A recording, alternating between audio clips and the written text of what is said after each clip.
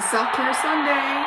So since I'm all about self-care and time management, I want to give you a self-care tip that you can put into action right now or at least this week. By the way, I will be doing this every Sunday, so make sure you follow me. Today's Sunday self-care tip is a huge one. I mean, like, oh, baby, it's a good one. Doing this right here is a lifesaver for me each and every week. What is it? It is meal planning. Every week I meal plan. So what I do is I look in my cabinets, I look in the fridge, I look in the freezer, I look in the downstairs and the deep freezer to see what I have on hand first.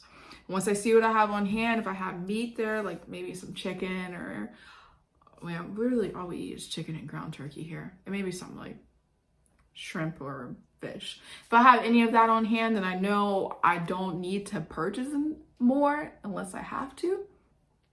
But if I don't have it on hand, then I go through my weekly advertisements, and I see what meats are on sale. Based on the stuff I have already, I'll go into like Yummly or Millline. Those are the apps that I use.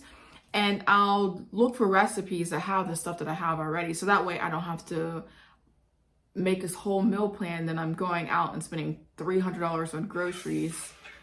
Instead, I'm using what I already have. Does that make sense?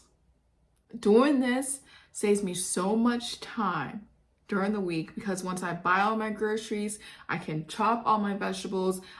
Sometimes I can put my meals into freezer bags. So that way they're just like, it's like my way of being like Michelina, right? She's the one that does the freezer meals. It's been so long since I ate like a TV dinner. I don't even remember the names of them.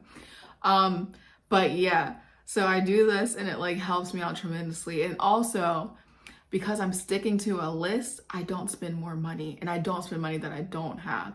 So this is a huge one. You need to make a meal plan for the week so that way you can save yourself time and money.